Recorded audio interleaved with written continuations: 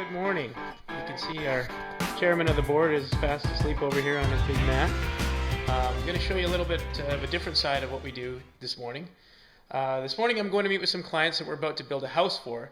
So we are just about finished with our plans. And what we do with our plans is we go back and forth with sketches before we go to blueprints. So we basically start off with hand sketches and we move to a point where we've got drawings that our architect has kind of roughed up for us on just 8.5 by 11 sheets of paper.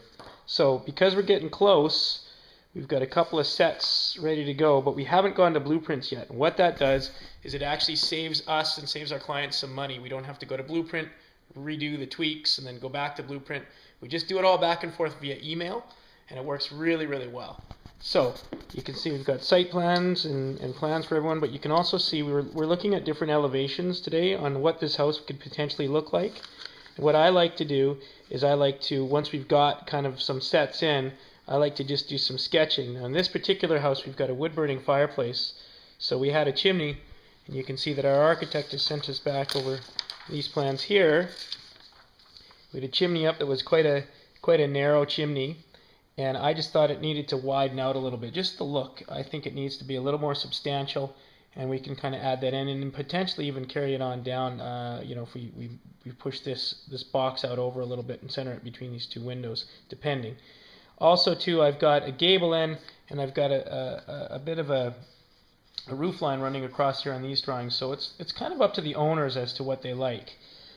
Different looks at windows too, you can see, and just different layouts, different roof lines. Because this is an end lot, I am preferring this kind of a space here because it really takes away from that massive wall of roof that you'll see with a plan like, say, this here.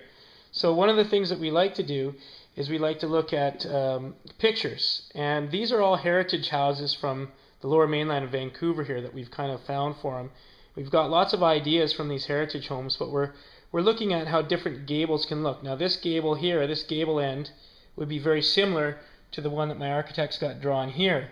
So we can get, albeit on a larger scale, you can get an idea for the feel of it when we see it in pictures. This is the very similar style, and there's a reason why I pulled these pictures off, so I could show them this is what potentially this will look like, albeit on a smaller scale. Flip side of that, there's a gable end there on a heritage home, and you can see a gable end there. And now there's also a Dutch gable, which is what we're looking potentially at doing here, is just knocking the corner of this off with the Dutch gable. So you can see there's a heritage house in Vancouver that's got that Dutch gable that I can show them. So this is how we put our plans together. We work with our owners. We're going to go and sit down with them now. We'll also look at the floor plans that we've looked at extensively, but with the final tweaks, we're almost done, and then they're off to the engineer and off to the hall for acceptance and permits. So it's not how everybody does it. It is really how we like to do it, and especially if we can bring a little bit of the heritage of our city back into these houses that we're building, it makes for a really great project and a really well-received project in the neighborhood as best we can too. So, show you some more later.